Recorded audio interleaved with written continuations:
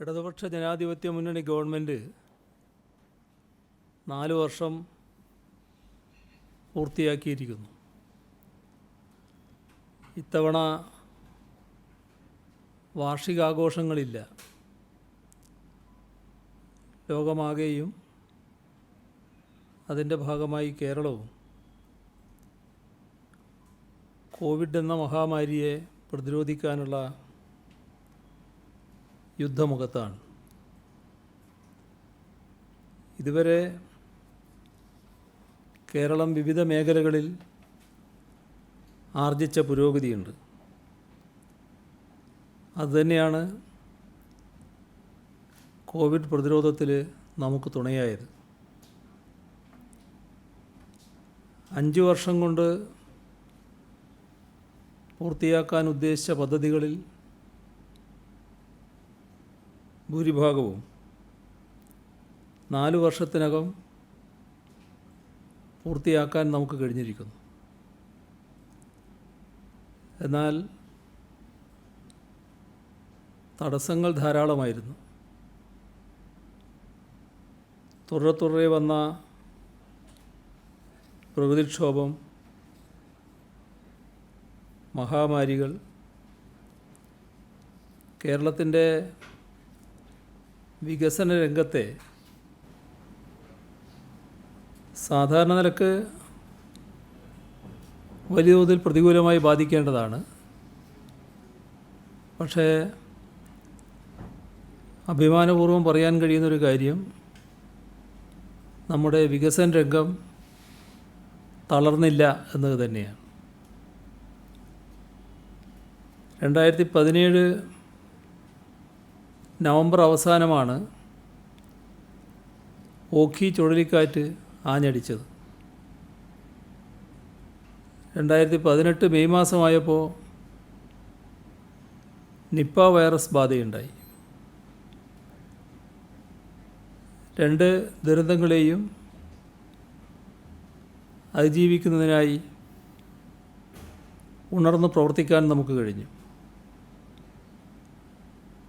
2018 ആഗസ്റ്റിൽ വന്ന പ്രളയം നൂറ്റാണ്ടിലെ ഏറ്റവും വലിയ പ്രളയമെന്ന നിലക്ക് എല്ലാ കണക്കൂട്ടലുകളെയും തെറ്റിക്കുന്നതായിരുന്നു. നമ്മുടെ വികസന പ്രതീക്ഷകൾക്കും കുതിച്ചുചാട്ടത്തിനും സ്വാഭാവികമായും അത് വിഘാതം സൃഷ്ടിച്ചു. എന്നാൽ ആ ഘട്ടത്തിൽ ലോകത്താകെയുള്ള കേരളീയ സമൂഹം ഒറ്റക്കെട്ടായി പ്രതിരോധിക്കാൻ സഹായഹസ്തവുമായി മുന്നോട്ട് വന്നു.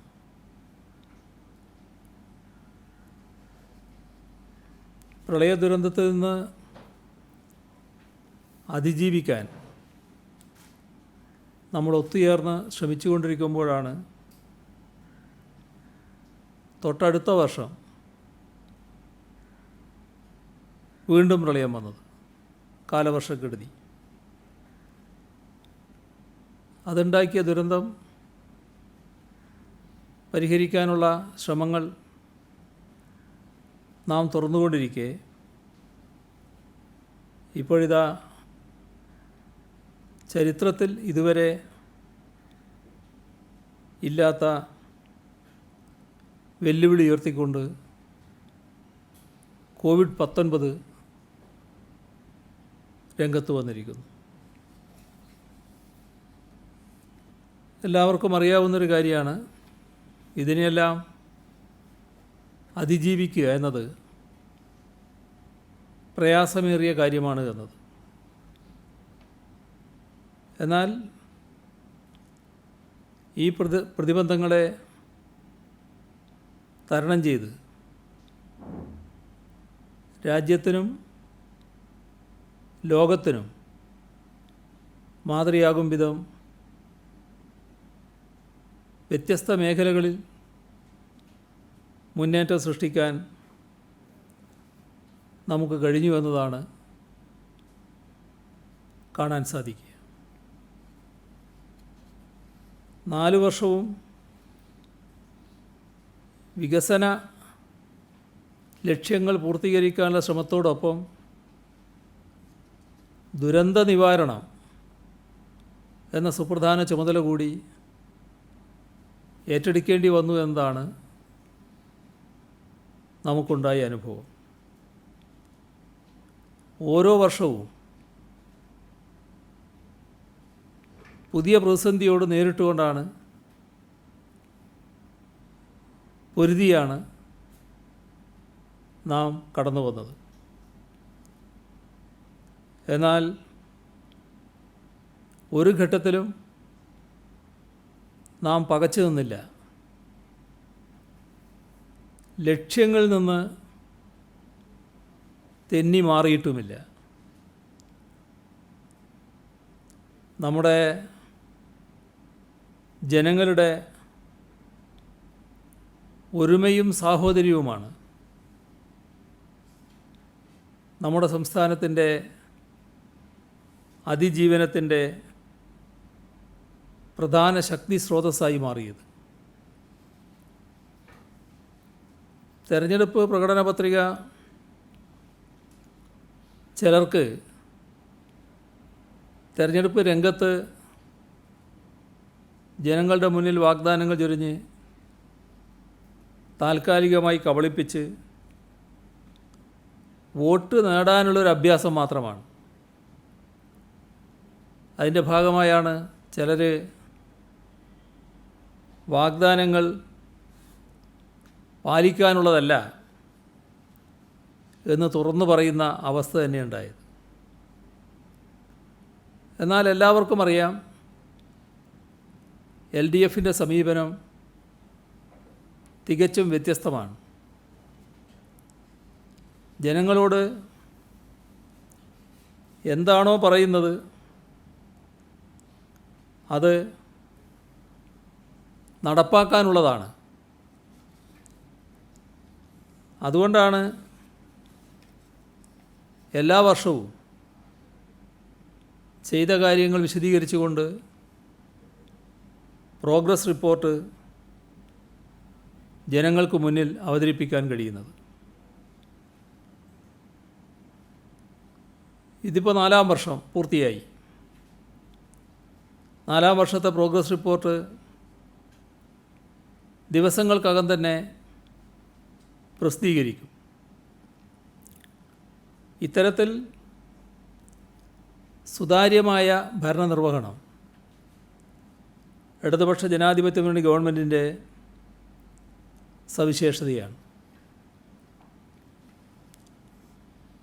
ആരോഗ്യവും വിദ്യാഭ്യാസവും ആത്മാഭിമാനവും ആത്മവിശ്വാസവും ഹരിതാഭയുമുള്ള നവകേരളത്തിൻ്റെ സൃഷ്ടിയാണ് സർക്കാരിൻ്റെ ലക്ഷ്യം. അത് നേടാനായി 4 സുപ്രധാന മിഷനുകൾ നേരത്തെ ആരംഭിച്ചു. ഇപ്പോൾ ലൈഫ് മിഷനിലൂടെ 2,19,154 വീടുകൾ നിർമ്മിക്കാനായി. അതിൻ്റെ അർത്ഥം 2,19,154 കുടുംബങ്ങൾക്ക് അടച്ചുറപ്പുള്ള പാർപ്പിടം ലഭ്യമായി എന്നതാണ്. ഭൂമിയില്ലാത്ത കുടുംബങ്ങൾക്ക് ഭൂമിയും വീടുമില്ലാത്ത കുടുംബങ്ങൾക്ക് പാർപ്പിട സമുച്ചയങ്ങൾ ഉയർത്താനുള്ള നടപടികൾ ആരംഭിച്ചിരിക്കുകയാണ്. ഈ വർഷം കൊണ്ട് അത് പൂർത്തീകരിക്കാനാണ് ഉദ്ദേശിക്കുന്നത്. മത്സ്യത്തൊഴിലാളികൾക്ക് പ്രാണഭയമില്ലാതെ അന്തിയുറങ്ങാൻ 2,450 കോടി രൂപയുടെ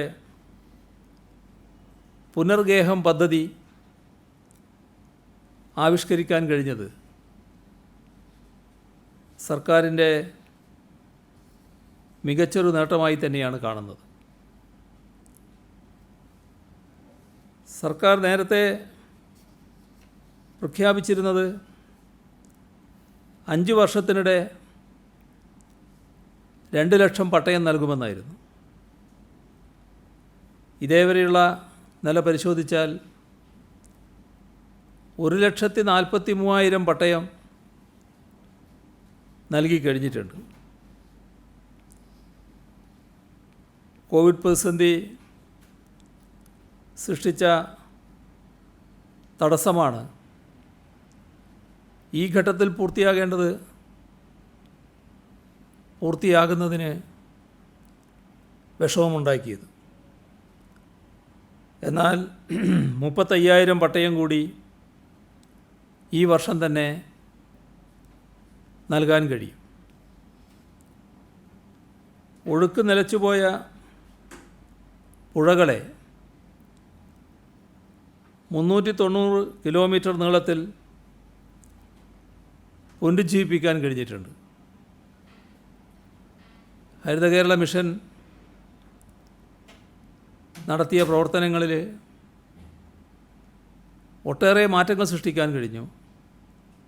അതിലെടുത്തു പറയത്തക്ക ഒന്നാണിത്. കിണറുകൾ, കുളങ്ങൾ, തോടുകൾ, ജലാശയങ്ങൾ ഇതെല്ലാം ശുദ്ധീകരിക്കാൻ കഴിഞ്ഞിട്ടുണ്ട്. 546 പുതിയ പച്ചത്തുരുത്തുകൾ സൃഷ്ടിച്ചു. പരിസ്ഥിതി സംരക്ഷണം കേരളീയൻ്റെ ജീവിതചര്യ തന്നെയാക്കാൻ ഹരിത കേരള മിഷനിലൂടെ കഴിഞ്ഞു എന്നതാണ് പ്രത്യേകത. ഗ്രീൻ പ്രോട്ടോക്കോൾ ജനങ്ങളാകെ ഏറ്റെടുത്തിരിക്കുന്നു. കോവിഡ്-19 പ്രതിരോധിക്കാൻ കരുത്ത് നൽകിയ ഘടകങ്ങളിൽ ഏറ്റവും പ്രധാനപ്പെട്ടതാണ് ആർദ്രം മിഷൻ. നമ്മുടെ സംസ്ഥാനത്തുള്ള പ്രാഥമിക ആരോഗ്യ കേന്ദ്രം മുതൽ മെഡിക്കൽ കോളേജുകൾ വരെ ആർദ്രം മിഷൻ നടപ്പാക്കിയതിലൂടെ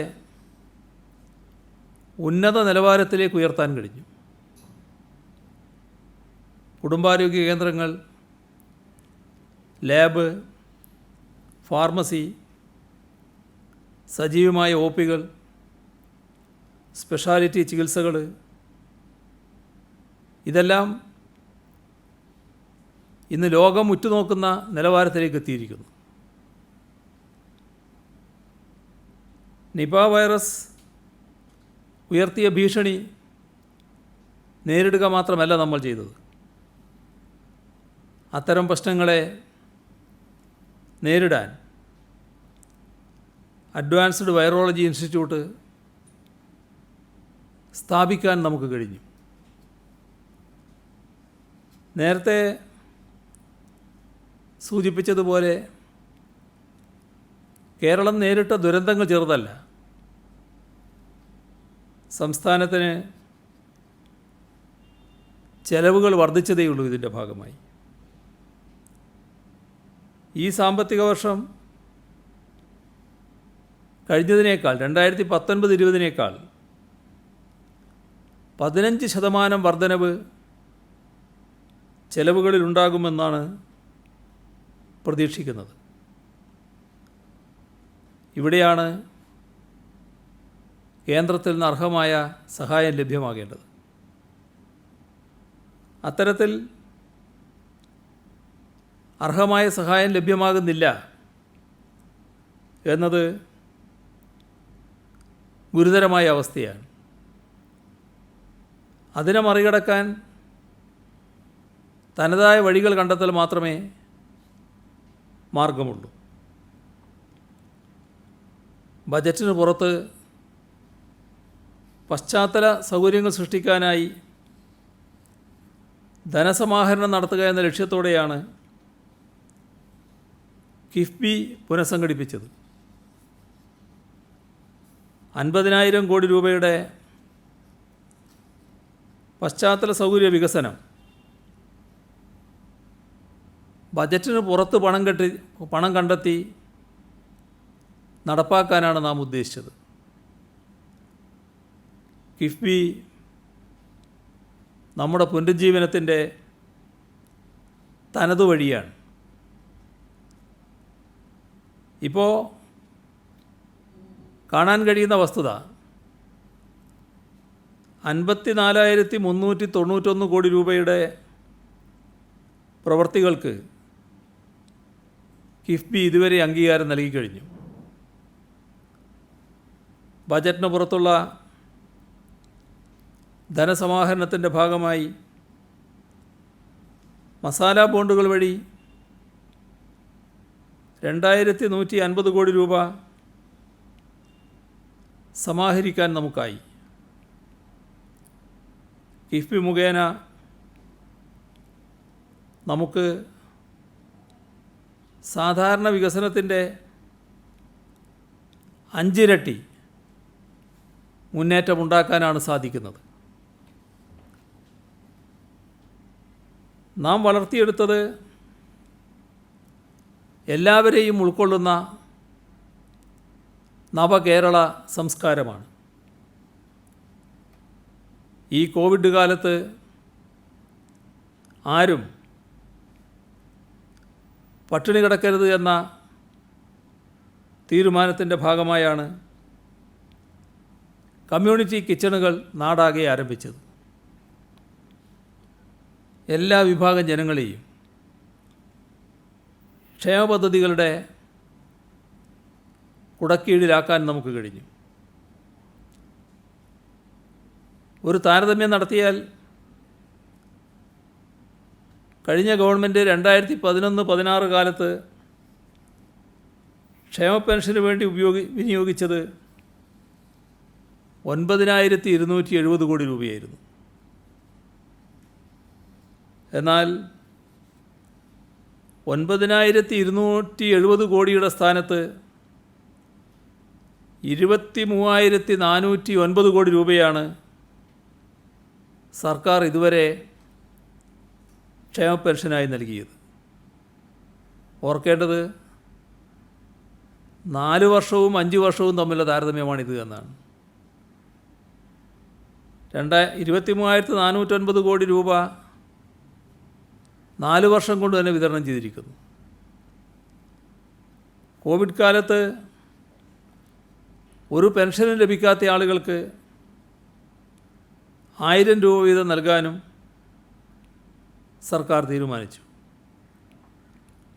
എല്ലാ റേഷൻ കാർഡ് ഉടമകൾക്കും സൗജന്യമായി അരി, പലവ്യഞ്ജന കിറ്റ് തുടങ്ങിയവ നൽകി. സ്ത്രീകൾക്കും കുട്ടികൾക്കും വയോധികർക്കും ഭിന്നശേഷിക്കാർക്കും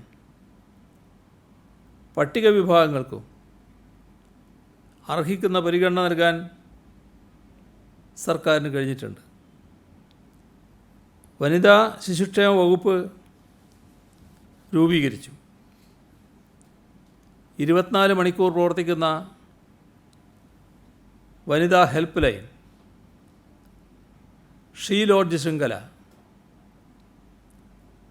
പോലീസിൻ്റെ പിങ്ക് പെട്രോൾ, ഇതെല്ലാം സ്ത്രീകൾക്ക് വേണ്ടി തന്നെയുള്ള പ്രത്യേക ഇടപെടലുകളായിരുന്നു. പോലീസിൽ വനിതാ പ്രാതിനിധ്യം 25% കാണുന്നത്. വനിതകളുടെ പോലീസ് ബറ്റാലിയൻ, കമാൻഡോ പ്ലാറ്റൂണുകൾ ഇവയെല്ലാം രൂപീകരിച്ചു കഴിഞ്ഞിട്ടുണ്ട്. കേരള ഫയർ ആൻഡ് റെസ്ക്യൂ സർവീസിൽ 100 ഫയർ വിമൺ നിയമനം നൽകുന്നത് ആദ്യമായിട്ടാണ്. പൊതുവിദ്യാഭ്യാസ രംഗം ശക്തിപ്പെടുത്തുന്നതിനായുള്ള നടപടികൾ സർക്കാർ സ്വീകരിച്ചിട്ടുണ്ട്. കഴിഞ്ഞ 4 വർഷം കൊണ്ട് സംസ്ഥാനത്തെ പൊതുവിദ്യാലയങ്ങളിൽ മെച്ചപ്പെട്ട തോതിലാണ് കുട്ടികളുടെ വർധനവുണ്ടായത്. 5 ലക്ഷത്തിലധികം വിദ്യാർത്ഥികൾ പൊതുവിദ്യാലയങ്ങളിൽ പുതുതായി കടന്നു വരുന്ന അവസ്ഥയുണ്ടായി. നമ്മുടെ സംസ്ഥാനത്ത് 4752 സ്കൂളുകളിലെ അടിസ്ഥാന സൗകര്യം മെച്ചപ്പെടുത്തി. 14,000 സ്കൂളുകളിൽ ബ്രോഡ്ബാൻഡ് ഇൻ്റർനെറ്റ്, 45,000 ക്ലാസ് മുറികൾ ഹൈടെക് ആക്കി. 141 സ്കൂളുകൾക്ക് 5 കോടി രൂപ വീതം, 395 സ്കൂളുകൾക്ക് 3 കോടി രൂപ വീതം, 444 സ്കൂളുകൾക്ക് 1 കോടി രൂപ വീതം. എയ്ഡഡ് മേഖലയിലെ വിദ്യാലയങ്ങൾക്ക് ചാലഞ്ച് ഫണ്ട്, 52 വിദ്യാലയങ്ങൾക്ക് നബാർഡ് സ്കീമിൽ 104 കോടി. ഈ ഘട്ടത്തിൽ ആശാ വർക്കർമാർ, അംഗൻവാടി, കൃഷി, പ്രീ സ്കൂൾ ടീച്ചർമാർ, ഹെൽപ്പർമാർ, സ്കൂൾ പാചകക്കാർ, ഇവരുടെ എല്ലാം വേതനവും ഇൻസെൻറ്റീവും ഉയർത്താനായി. കുടുംബശ്രീക്ക് റെക്കോർഡ് വളർച്ചയാണ് ഈ ഘട്ടത്തിലുണ്ടായത്. പട്ടികജാതി കടാശ്വാസ പദ്ധതിയിൽ 43,136 പേരുടെ കടം എഴുതിത്തള്ളി. പോലീസിലും എക്സൈസിലും 100 വീതം പട്ടികവർഗക്കാരെ നിയമിച്ചു. ആദിവാസി ഊരുകളിലേക്ക് സഞ്ചരിക്കുന്ന റേഷൻ കടകൾ ഇത്തരത്തിൽ എണ്ണമറ്റ പുതിയ ഇടപെടലുകളാണ് ഈ മേഖലയിലെല്ലാം നടന്നത്. നമ്മുടെ രാജ്യത്തിൻ്റെ വിവിധ ഭാഗങ്ങളിൽ നിന്ന് വന്ന് ഇവിടെ തൊഴിലെടുക്കുന്നവർ, അവരെ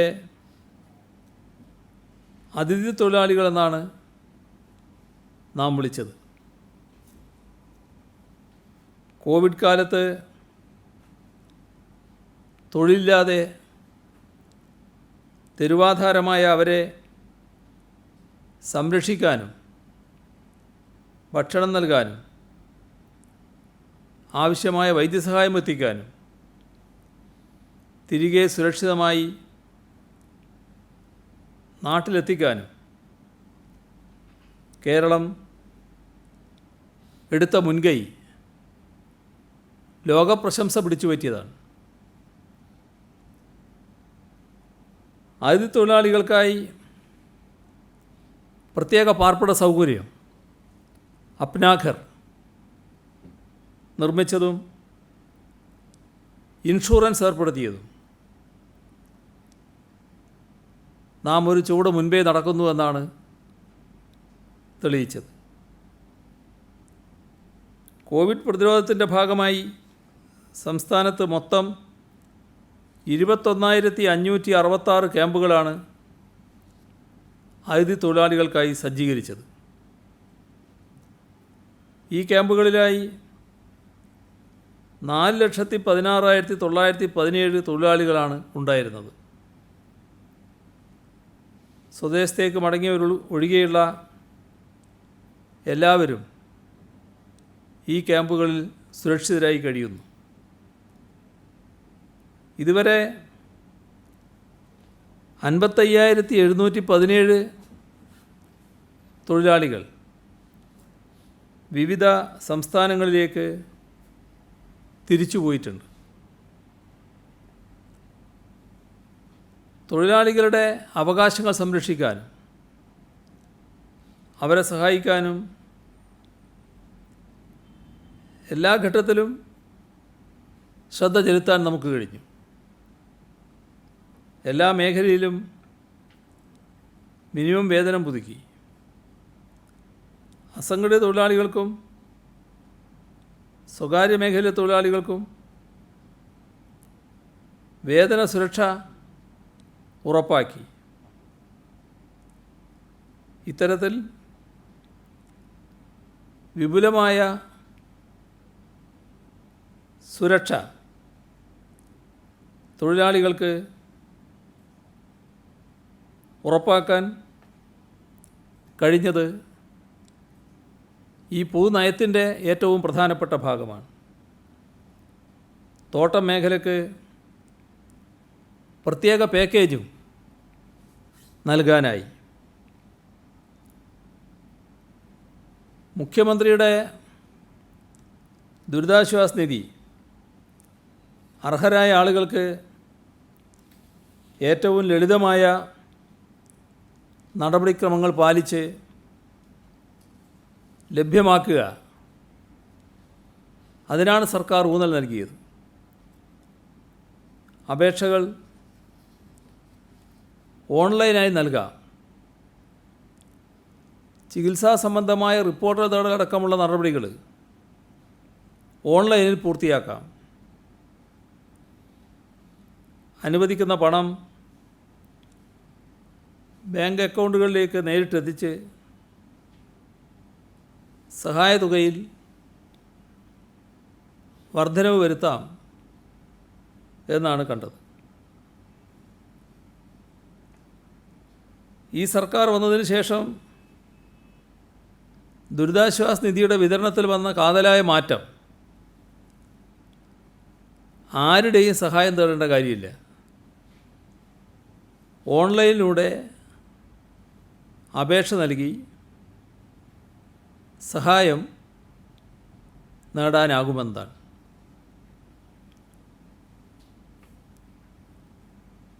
ദുരിതമനുഭവിക്കുന്നവർക്കാണ് സഹായം. നമ്മുടെ സംസ്ഥാനത്ത് ഈ ഘട്ടത്തിൽ നാം മുൻതൂക്കം നൽകിയത് ഗ്രാമീണ റോഡുകളുടെ പുനരുദ്ധാരണത്തിനായിരുന്നു. അപകടമേൽക്കൂരയുള്ള കിടപ്പാടത്തിൽ ജീവൻ പണയം വെച്ച് കഴിയുന്ന മത്സ്യത്തൊഴിലാളി സഹോദരങ്ങൾക്ക് അടച്ചുറപ്പുള്ള പാർപ്പിടം നൽകാനും ഈ നിധിയിൽ നിന്ന് നാം തുക വിനിയോഗിക്കുന്നുണ്ട്. അതെല്ലാം തിരിച്ചറിഞ്ഞ് ആ തിരിച്ചറിവിൻ്റെ ഭാഗമായാണ് കൊച്ചു കുഞ്ഞുങ്ങൾ മുതൽ വയോജനങ്ങൾ വരെ മനസ്സ് നിറഞ്ഞ് ദുരിതാശ്വാസ നിധിയിലേക്ക് സംഭാവന നൽകാൻ മുന്നോട്ട് വരുന്നത്.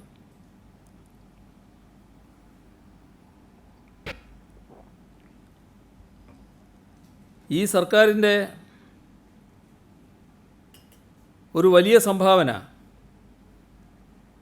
അതിലൊന്ന് കേരള ബാങ്ക് രൂപീകരണം തന്നെയാണ്. നമ്മുടെ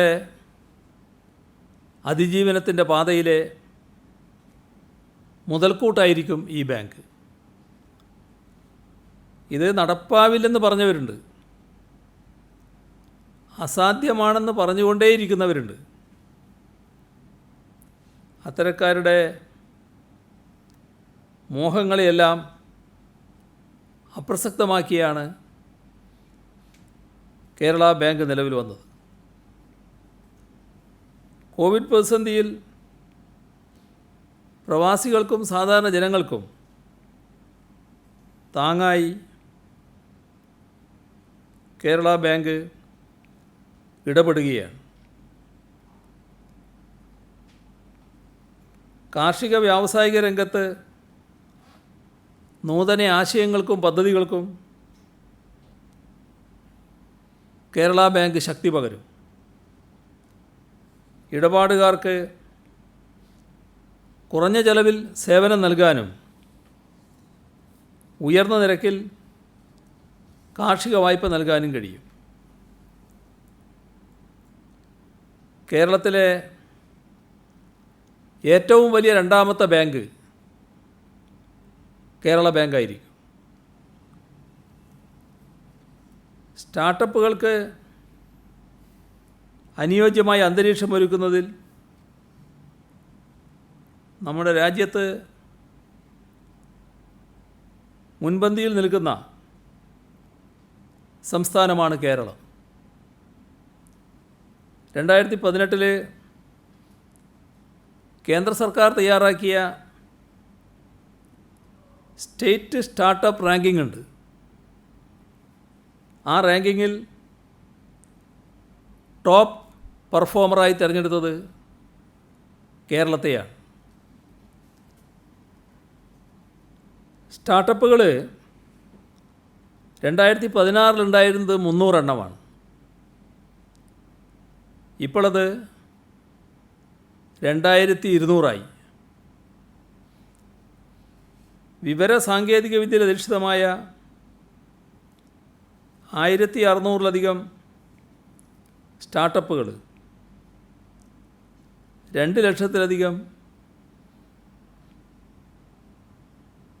ഇൻക്യുബേഷൻ സ്പേസുകൾ ഇന്ന് കേരളത്തിലുണ്ട്. സ്റ്റാർട്ടപ്പുകളുടെ നിക്ഷേപം 2,20,00,000 നിന്ന്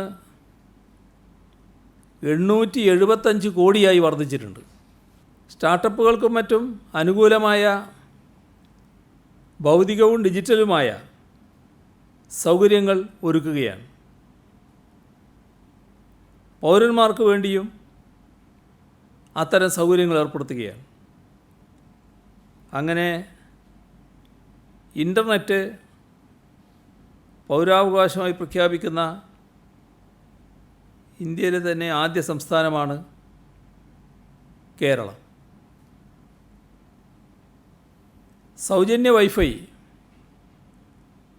എല്ലാ പൊതുയിടങ്ങളിലും ലൈബ്രറികളിലും മറ്റും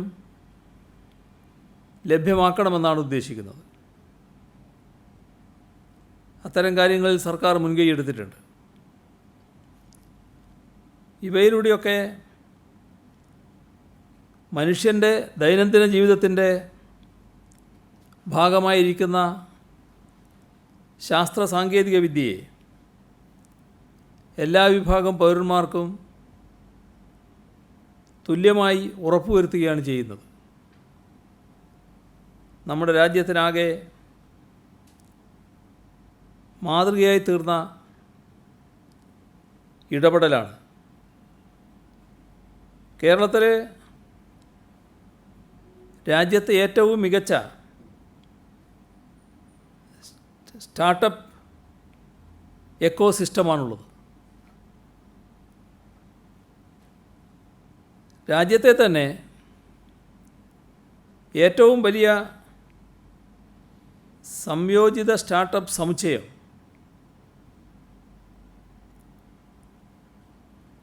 കൊച്ചിയിൽ ആരംഭിച്ചു. അവിടെ പ്രവർത്തിക്കുന്ന സൂപ്പർഫാബ് ലാബ് ലോകോത്തര നിലവാരമുള്ളതാണ്. IT മേഖലയിൽ ലോകോത്തര കമ്പനികൾ കേരളത്തിലേക്ക് വന്നു തുടങ്ങി. Nissan global digital hub, tech Mahindra, Hitachi, Teranet, H&R block, Y.com, Airbus, Bizlab തുടങ്ങിയവയെല്ലാം നമ്മുടെ നാട്ടിലേക്ക് വന്നുകൊണ്ടിരിക്കുകയാണ്. VSSയുമായി ചേർന്ന് ആരംഭിച്ച സ്പേസ് പാർക്കിൽ അഗ്നികൂൾ കോസ്മോസ്, ബെല്ലാർസ്റ്റിക്, സാറ്റ് ഷുവർ ഈ കമ്പനികൾ പ്രവർത്തനം ആരംഭിച്ചു. സംസ്ഥാനത്തെ IT സ്പേസ് ഇരട്ടിയാക്കാനാണ് ഉദ്ദേശിക്കുന്നത്.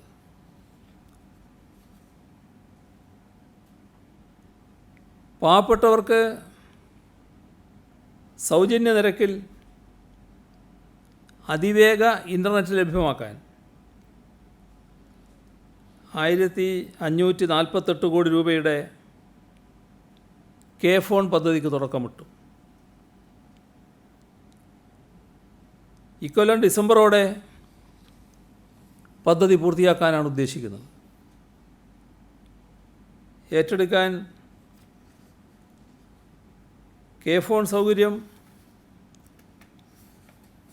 ഉപയോഗിക്കുക തന്നെ ചെയ്യും. നമ്മുടെ വ്യാവസായിക രംഗം നിക്ഷേപ രംഗത്ത് വലിയ മുന്നേറ്റം സൃഷ്ടിക്കാനാണ് ഉദ്ദേശിക്കുന്നത്. പുതിയ കാലത്തെ മാറ്റങ്ങൾ ഉൾക്കൊണ്ട് വ്യവസായ വാണിജ്യ രംഗത്താകെ ഉണർവ് കൈവന്നിരിക്കുന്നു. സർക്കാർ അധികാരം ഏൽക്കുന്ന ഘട്ടത്തിൽ പൊതുമേഖലാ വ്യവസായ സ്ഥാപനങ്ങളുടെ നഷ്ടം 131 കോടി രൂപയായിരുന്നു. ഭരണത്തിൻ്റെ ആദ്യ വർഷം തന്നെ നഷ്ടം 71 കോടിയായി കുറച്ചു. അടുത്ത 3 വർഷവും ഈ മേഖലയെ ലാഭത്തിലാക്കി. 2017-18 5 കോടിയും 18-19 8 കോടിയുമായിരുന്നു ലാഭം. 2019-20 56 കോടി രൂപ പ്രവർത്തന ലാഭമുണ്ട്. പൊതുമേഖലാ സ്ഥാപനങ്ങളോട് കേന്ദ്ര ഗവൺമെൻറ് സ്വീകരിക്കുന്ന സമീപനമല്ല സംസ്ഥാന സർക്കാരിനുള്ളത്. Palakkad instrumentation limited, BHEL EML, Kasaragod Hindustan news print limited HNL, ഇതൊക്കെ കേന്ദ്രം വിൽക്കാൻ തീരുമാനിച്ച പൊതുമേഖലാ സ്ഥാപനങ്ങളാണ്. എന്നാൽ അവ സംസ്ഥാന സർക്കാർ ഏറ്റെടുക്കാനുള്ള നടപടികളാണ് ഇവിടെ പുരോഗമിച്ചു വരുന്നത്. കേന്ദ്രത്തിൽ നിന്ന് ചില അനുമതികൾ കൂടി ലഭിക്കേണ്ടതുണ്ട്. ആ അനുമതികൾ വൈകുന്നതാണ് ഏറ്റെടുക്കാൻ വന്നു ചേർന്ന കാലതാമസം. മെച്ചപ്പെട്ട നിക്ഷേപക സൗഹൃദ സംസ്ഥാനം എന്ന നിലയിലേക്ക് കേരളം മാറുകയാണ്. നിയമങ്ങളും വ്യവസ്ഥകളും ചട്ടങ്ങളും ലളിതവും സൗഹാർദ്ദപരവുമായതോടെ സംരംഭം തുടങ്ങാൻ അനുകൂല സാഹചര്യം ഉയർന്നു വന്നു. കൂടുതൽ നിക്ഷേപകരെ കേരളത്തിലേക്ക് ആകർഷിക്കാൻ കഴിയുന്നുണ്ട്.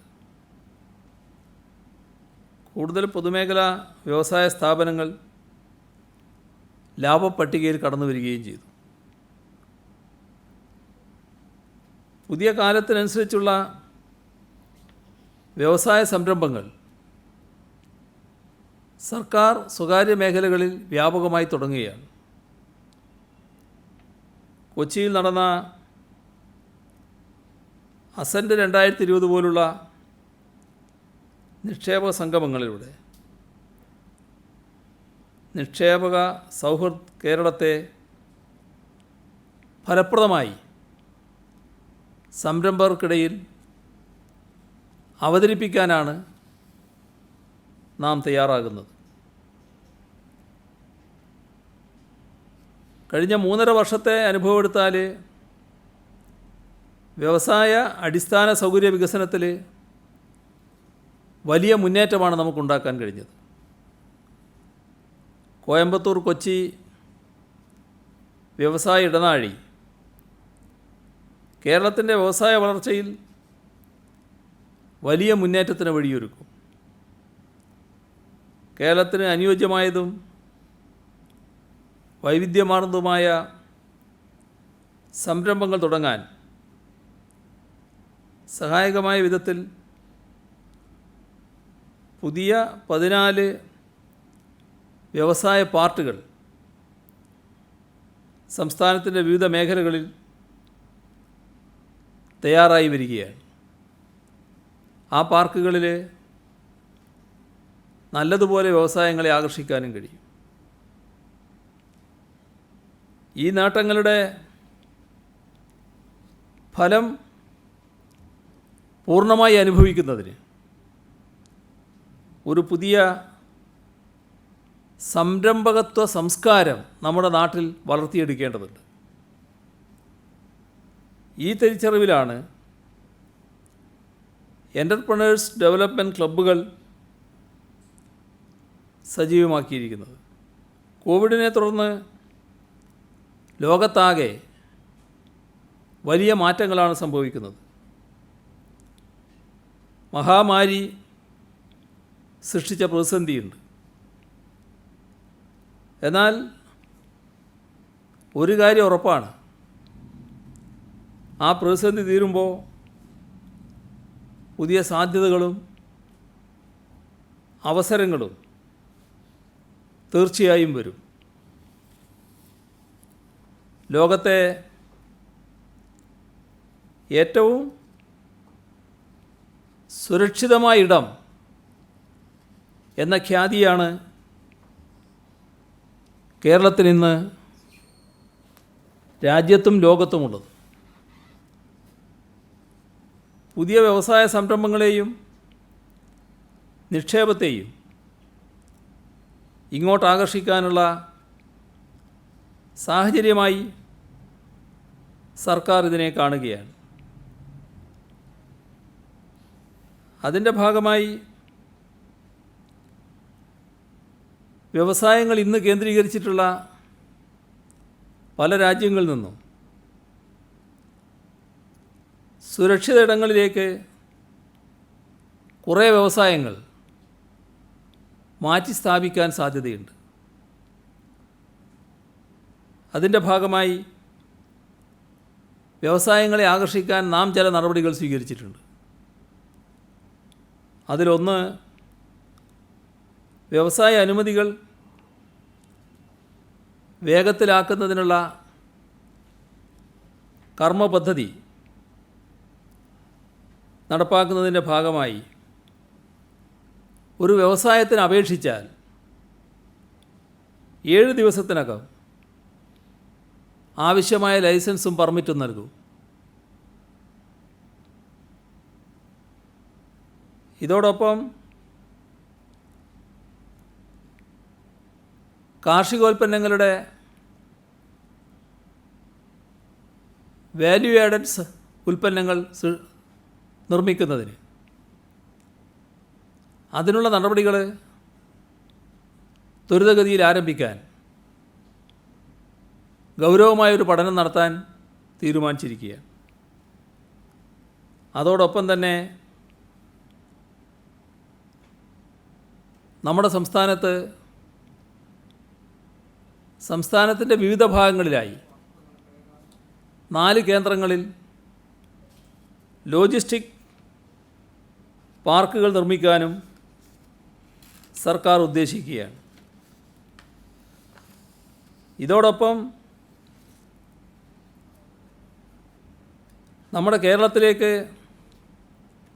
വ്യവസായങ്ങളെ ആകർഷിക്കുന്നതിനായി വിവിധ രാജ്യങ്ങളിലെ എംബസികളുമായി നാം ബന്ധപ്പെട്ടുകൊണ്ടിരിക്കുകയാണ്. ഇതിൻ്റെ കൂടെ തന്നെ നമ്മുടെ നാട്ടിൽ വ്യവസായങ്ങൾ ആകർഷിക്കുന്നതിനായി ഒരു കമ്മിറ്റി രൂപീകരിച്ച് അതിൻ്റെ പ്രവർത്തനങ്ങൾ ഊർജിതമാക്കാൻ ഉദ്ദേശിക്കുന്നുണ്ട്. ചീഫ് സെക്രട്ടറിയുടെ അധ്യക്ഷതയിലായിരിക്കും ആ കമ്മിറ്റി. ആ കമ്മിറ്റിയിൽ ഫൈനാൻസിൻ്റെ അഡീഷണൽ ചീഫ് സെക്രട്ടറി ഉണ്ടാവും.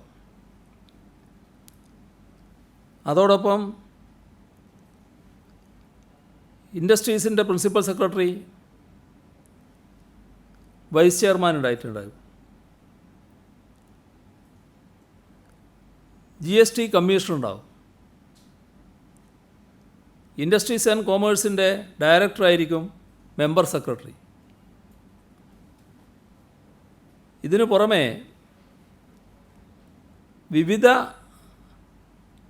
രാജ്യങ്ങളുടെ വ്യവസായ സംഘടനകളുണ്ട് ഇവിടെ. ഇപ്പോൾ ജപ്പാൻ്റെ ജെട്രോ,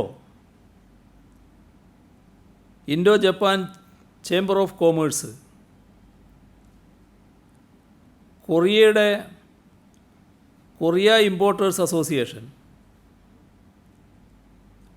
അവരുടെ തന്നെ Korea trade investment promotion agency, Korean chamber of commerce, പിന്നെ Taiwan external trade development council, ഇതിൽ നിന്നെല്ലാം ഓരോ നോമിനി ഈ കമ്മിറ്റിയിലുണ്ടാവും. അതോടൊപ്പം Indo American chamber of commerce, US India strategic partnership forum, US India business council, അതിൽ നിന്നൊരു നോമിനി ഉണ്ടാവും. ഇതോടൊപ്പം Indo French chamber of commerce, commerce and industry, Indo German chamber of commerce, ഇവരുടെ ഒരു നോമിനി ഉണ്ടാവും. പിന്നെ സിംഗപ്പൂരിലെ എൻ്റർപ്രൈസിൽ നിന്നും ഒരു നോമിനി ഉണ്ടാവും. കേരളത്തിൽ പ്രവർത്തിക്കുന്ന ജപ്പാൻ കമ്പനികളുണ്ട്, അവരുടെ ഒരു പ്രതിനിധി ഉണ്ടാവും. കേരളത്തിൽ പ്രവർത്തിക്കുന്ന കൊറിയൻ കമ്പനിയുടെ ഒരു പ്രതിനിധി ഉണ്ടാവും. കേരളത്തിലുള്ള അമേരിക്കൻ കമ്പനിയുടെ ഒരു പ്രതിനിധി ഉണ്ടാവും. കേരളത്തിലുള്ള ഫ്രഞ്ച് കമ്പനിയുടെ പ്രതിനിധി ഉണ്ടാവും. കേരളത്തിലുള്ള ജർമ്മൻ കമ്പനിയുടെ ഒരു പ്രതിനിധിയും ഉണ്ടാവും. ഊർജ്ജ മേഖലയിലെ ഏറ്റവും പ്രധാന പദ്ധതിയായിരുന്നു ഗെയിൽ പൈപ്പ് ലൈൻ. അത് നടപ്പാക്കാൻ കഴിയില്ല എന്നായിരുന്നു നമ്മൾ കരുതിയിരുന്നത്. എന്നാൽ ഇപ്പോഴൊരു നമ്മുടെ സംസ്ഥാനത്ത് നിന്ന് വിട്ടുപോകാൻ തീരുമാനിച്ച ആ പദ്ധതി നമ്മൾ ഓർക്കേണ്ടത് 39 കിലോമീറ്റർ മാത്രമേ അന്ന് പൈപ്പിട്ടിരുന്നുള്ളൂ നേരത്തെ. പിന്നെ ഉപേക്ഷിച്ച് പോയതാണ്. 2016 ജൂണിലാണ് പദ്ധതി പുനരാരംഭിക്കുന്നത്. ഇപ്പോൾ 444 കിലോമീറ്റർ നീളമുള്ള കൊച്ചി മംഗലാപുരം ലൈൻ പൂർത്തിയായി. ചന്ദ്രഗിരി പുഴയ്ക്ക് കുറുകെ പൈപ്പ് സ്ഥാപിക്കുന്നതാണ് ആകെ ബാക്കിയുള്ള കാര്യം. ഇത് 3 ആഴ്ച കൊണ്ട് പൂർത്തീകരിച്ച് ജൂൺ പകുതിയോടെ കമ്മീഷൻ ചെയ്യാൻ കഴിയും. ഇതിനു പുറമെ കൂറ്റനാട് വാളയാർ 95 കിലോമീറ്റർ നീളത്തിൽ പൈപ്പിടൽ പൂർത്തിയായി. ഈ ആഗസ്റ്റ് 15-ന് അത് കമ്മീഷൻ ചെയ്യുമെന്നാണ് ധാരണയായിട്ടുള്ളത്. ഇതിൻ്റെ ഭാഗമായി വരുന്നൊരു കാര്യമാണ് സിറ്റി ഗ്യാസ് പ്രോജക്റ്റ്. IOAGയുടെ സിറ്റി ഗ്യാസ് പ്രോജക്റ്റ് പുരോഗമിക്കുകയാണ്. LNG ടെർമിനലിൽ നിന്നും ഗ്യാസ് ഗാർഹിക ആവശ്യങ്ങൾക്കുൾപ്പെടെ വിതരണം ചെയ്യുന്ന പദ്ധതിയാണിത്. കൊച്ചിയിൽ 7 CNG സ്റ്റേഷൻ ഈ പദ്ധതിയിലൂടെ കമ്മീഷൻ ചെയ്തിട്ടുണ്ട്. ഈ 4 വർഷം വൈദ്യുതി മേഖലയിൽ വിപ്ലവകരമായ മാറ്റങ്ങളാണ് കൊണ്ടുവന്നത്. സമ്പൂർണ്ണ വൈദ്യുതീകരണം അതിൻ്റെ ഏറ്റവും മികച്ച ഉദാഹരണമാണ്. കൊച്ചി ഇടമൺ വൈദ്യുതി പ്രസരണ ലൈൻ യാഥാർത്ഥ്യമാക്കിയത് ശ്രദ്ധേയമായ നേട്ടമാണ്. വിഴിഞ്ഞം അന്താരാഷ്ട്ര തുറമുഖത്തിൻ്റെ നിർമ്മാണം പുരോഗമിച്ചുകൊണ്ടിരിക്കുകയാണ്. കൊച്ചിയിലെ വാട്ടർ മെട്രോ പദ്ധതി ഇതിൻ്റെ 38 ജെട്ടികളിൽ 8 എണ്ണം പൂർത്തിയായി കഴിഞ്ഞിട്ടുണ്ട്. കൊച്ചി മെട്രോയുടെ പണി 2017 ജൂണിൽ പൂർത്തീകരിച്ച് സമർപ്പിച്ചത് നാടോർക്കുന്ന കാര്യമാണ്. 6 മാസത്തിനുള്ളിൽ പാലാരിവട്ടം മുതൽ മഹാരാജാസ് വരെയുള്ള അടുത്ത റീച്ചും നാടിന് സമർപ്പിച്ചു. കഴിഞ്ഞ സെപ്റ്റംബറിൽ മഹാരാജാസ് തൈക്കുടം റീച്ചും നാടിന് സമർപ്പിച്ചു. ലോക്ക്ഡൗൺ തീരുന്ന മുറക്ക് കൊച്ചി മെട്രോ ഫേസ് 1 അവസാന റീച്ചായ തൈക്കുടം പേട്ട റീച്ചും നാടിന് സമർപ്പിക്കും. കൊച്ചി മെട്രോ നഗരപ്രാന്തങ്ങളിലേക്ക് കൂടി വ്യാപിക്കുകയാണ്. KSTP പദ്ധതിയിൽ സർക്കാർ വന്നതിന് ശേഷം 226 കിലോമീറ്റർ റോഡ് പൂർത്തീകരിക്കാൻ കഴിഞ്ഞിട്ടുണ്ട്. 10 റോഡുകളുടെ പ്രവർത്തനം പുരോഗമിക്കുകയാണ്. സംസ്ഥാന സർക്കാർ പകുതി ചെലവ് വഹിച്ച കൊല്ലം ബൈപ്പാസ് നാടിന് സമർപ്പിച്ചു കഴിഞ്ഞു. ആലപ്പുഴ ബൈപ്പാസിൻ്റെ 98.6% പൂർത്തിയായി. 2 പാലങ്ങളിൽ ഒന്നിനും കൂടി റെയിൽവേയുടെ അനുമതി കിട്ടാനുണ്ട്. അത് കിട്ടിയാൽ 100% പണിയും പൂർത്തിയാക്കി നാടിന് സമർപ്പിക്കാൻ കഴിയും. സെമി ഹൈസ്പീഡ് റെയിൽപാത കൊച്ചുവേളിയിൽ നിന്ന് കാസർഗോഡ് വരെ 532 കിലോമീറ്റർ ദൂരത്തിൽ നിർമ്മിക്കാനാണ് ഉദ്ദേശിക്കുന്നത്. തിരുവനന്തപുരം മുതൽ തിരൂർ വരെയുള്ള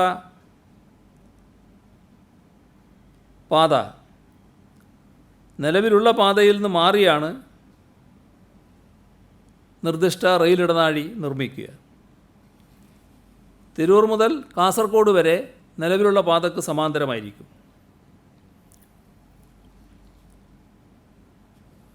നമ്മുടെ നാടിൻ്റെ വികസന അന്തരീക്ഷമൊരുക്കുന്നതിൽ സംസ്ഥാനത്തിൻ്റെ സമാധാനപരമായ ജീവിതം വളരെ പ്രധാനമാണ്. ഇവിടെ ഏറ്റവും ഭദ്രമായ ക്രമസമാധാനം നിലനിൽക്കുന്ന സംസ്ഥാനമാണ് കേരളം.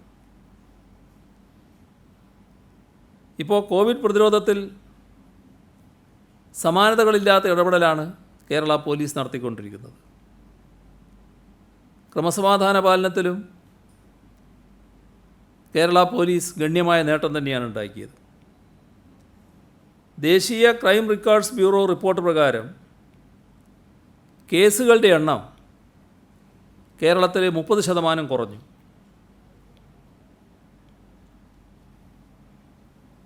ഈ സർക്കാർ അധികാരത്തിൽ വരുമ്പോൾ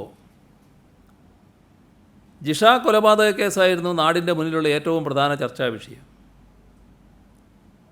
അതുമുതൽ ഏറ്റവും ഒടുവിൽ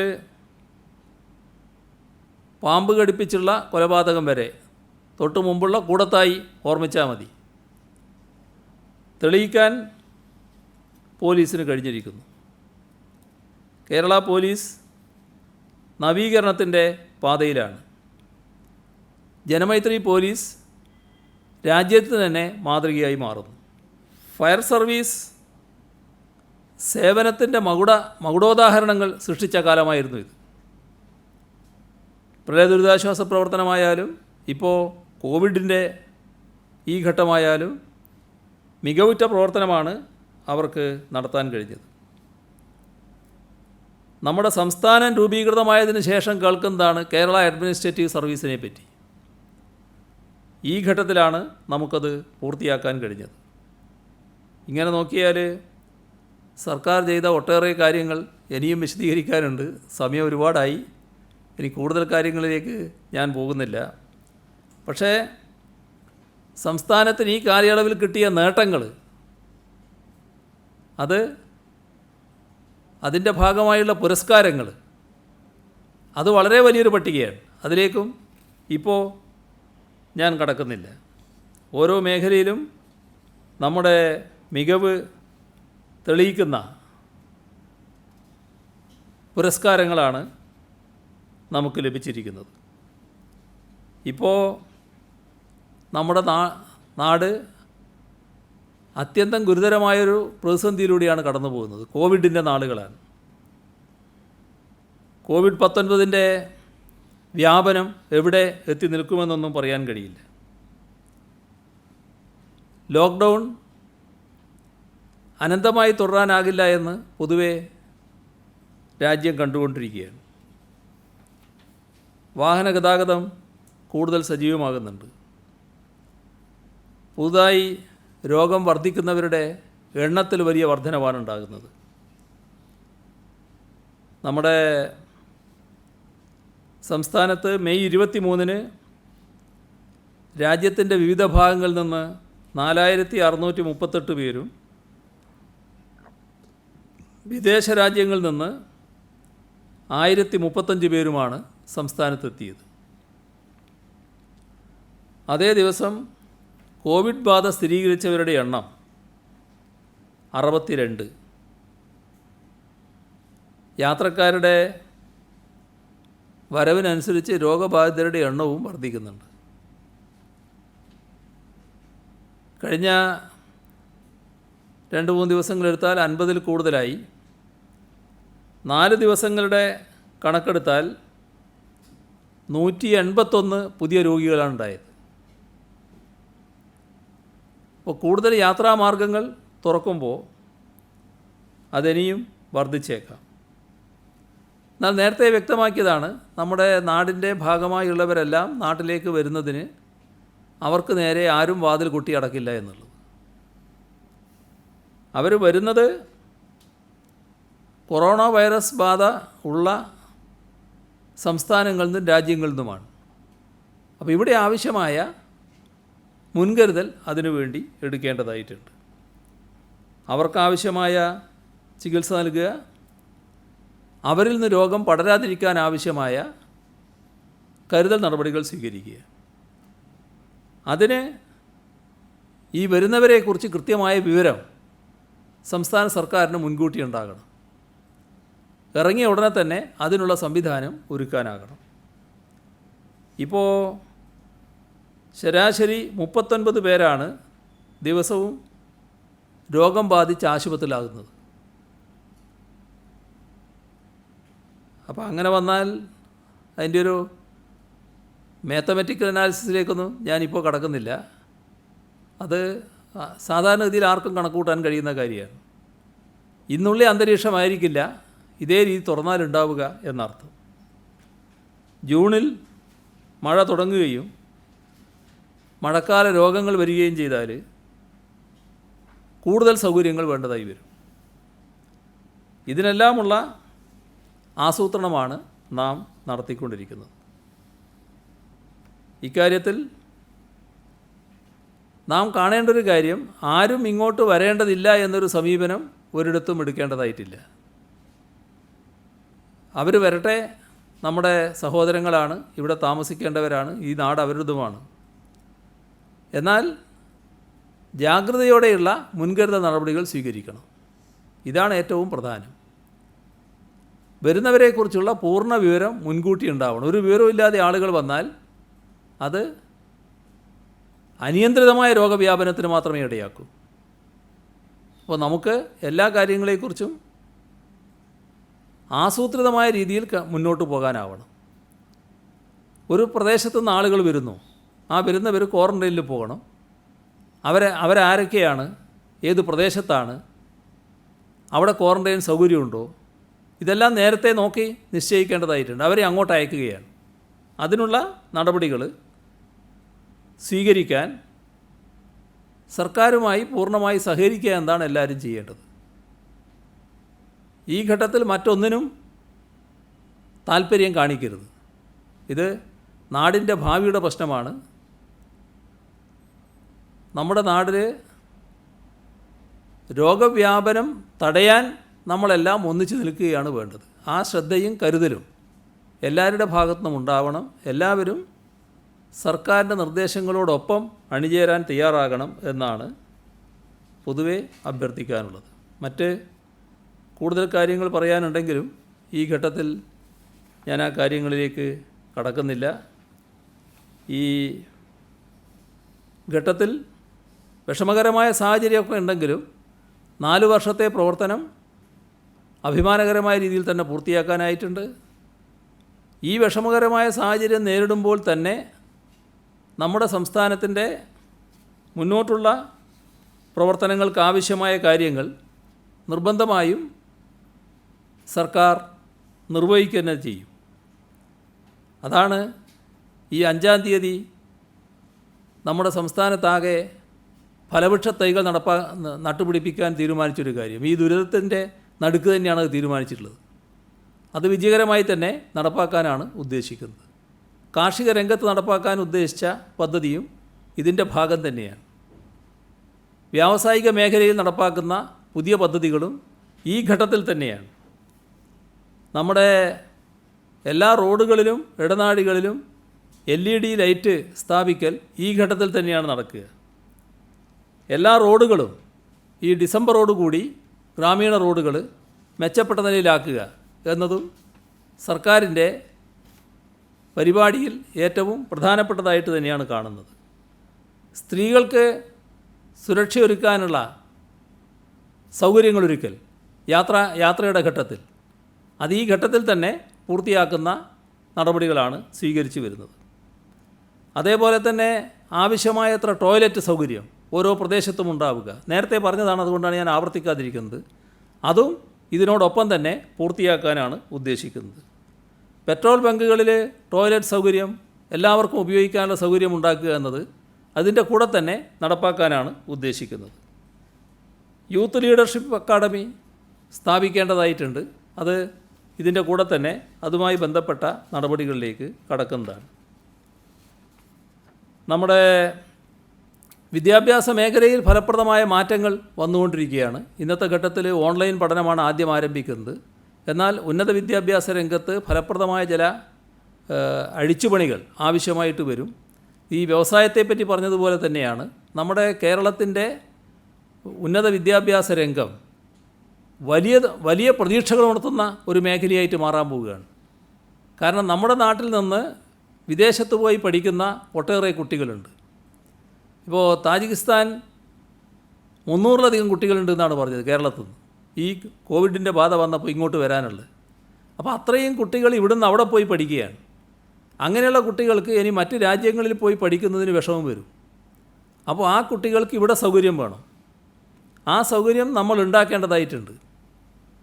ആ കുട്ടികൾക്ക് മാത്രമല്ല, അതുപോലുള്ള കുട്ടികൾ നേരത്തെ കേരളത്തിന് പുറത്തേക്ക് പോയി പഠിച്ചിരുന്നവർ കേരളത്തിൽ തന്നെ പഠിക്കണമെന്ന് ആഗ്രഹിക്കുന്ന നിലയുണ്ടാകും. അവർക്കാവശ്യമായ സൗകര്യങ്ങൾ ഉന്നത വിദ്യാഭ്യാസ മേഖലയുടെ വികസനത്തിലൂടെ മാത്രമേ സാധിക്കൂ. അതോടൊപ്പം തന്നെ കേരളം പോലെയൊരു സുരക്ഷിതമായ മണ്ണിൽ വന്ന് പഠിക്കാൻ ആഗ്രഹിക്കുന്ന കുട്ടികൾ രാജ്യത്തിൻ്റെയും ലോകത്തിൻ്റെയും വിവിധ ഭാഗങ്ങളുണ്ടാവും. ആ കുട്ടികൾക്ക് ഇങ്ങോട്ട് വരാനും പഠിക്കാനുമുള്ള സൗകര്യം ഇവിടെ വേണ്ടി വരും. അതിനുതകുന്ന തരത്തിൽ ഉന്നത വിദ്യാഭ്യാസ മേഖലയുടെ മാറ്റം വേണ്ടി വരും. അപ്പോൾ ഇത്തരത്തിലൊരു മാറ്റത്തിലേക്കാണ് നാം പോകുന്നത്. അതിൻ്റെ കൂടെയാണ് നേരത്തെ പറഞ്ഞ പഠന സമയത്ത് പാർട്ട് ടൈം ജോലി എന്ന പ്രശ്നം വരുന്നത്, അതും ഗവൺമെൻറ് ഉപേക്ഷിക്കുകയല്ല. ഈ ഘട്ടത്തിലല്ല എന്ന് മാത്രം, കോവിഡ് കഴിയുന്നതോടെ ആ രംഗത്തേക്കും നമുക്ക് കടക്കാൻ കഴിയും. കലക്ടർമാരുടെ നേതൃത്വത്തിലുള്ള അദാലത്ത് പരിപാടികൾ ഇപ്പോൾ നടത്താൻ കഴിയില്ല എന്ന് എല്ലാവർക്കും അറിയാം. പക്ഷേ ഈ ഘട്ടത്തിൽ തന്നെ എങ്ങനെ അത് പ്രാവർത്തികമാക്കാൻ കഴിയുമെന്നുള്ള കാര്യമടക്കം ആലോചിക്കുന്നുണ്ട്. ഇവിടെ തദ്ദേശഭരണ സ്ഥാപന അതിർത്തിയിൽ തൊഴിൽ നൽകുക എന്നത് അതിപ്പോൾ തന്നെ ആരംഭിക്കുകയാണ്. അതിൻ്റെ ഒരു ഭാഗമാണ് കാർഷിക രംഗം. കാർഷിക രംഗത്തും തൊഴിൽ തന്നെയാണ് വരുന്നത്. അങ്ങനെ നോക്കിയാൽ നാം കണക്കാക്കിയ 1005 പേർക്ക് തൊഴിൽ എന്നത് ഓരോ തദ്ദേശഭരണ സ്ഥാപനത്തിനകത്തും നടപ്പാക്കുക എന്നുള്ളത് തന്നെയാണ് കാണുന്നത്. ഈ ഘട്ടത്തിൽ തന്നെ അത് നടപ്പാക്കാനാണ് ഉദ്ദേശിക്കുന്നത്. എല്ലാ കുടുംബങ്ങൾക്കും റേഷൻ കാർഡ് നൽകുന്ന നടപടി ഈ ഘട്ടത്തിൽ തന്നെ പൂർത്തിയാക്കുന്നുണ്ട്. കമ്മ്യൂണിറ്റി വളണ്ടിയർ കോർപ്സ് രൂപീകരണം അത് പൂർണ്ണമായി കഴിഞ്ഞു. നമ്മൾ ഉദ്ദേശിച്ച രീതിയിൽ അത് പൂർണ്ണമായി കഴിഞ്ഞിട്ടുണ്ട്. അതിൻ്റെ പരിശീലനം ആരംഭിച്ചു കഴിഞ്ഞു. ഇനി ഫലപ്രദമായ രൂപത്തിൽ അവരെ ഉപയോഗിക്കാനുള്ള മറ്റ് നടപടിക്രമങ്ങളിലേക്ക് സർക്കാർ നീങ്ങുകയാണ്. ഒരു ഘട്ടം ഇപ്പോൾ തന്നെ ആരംഭിച്ചിട്ടുണ്ട്.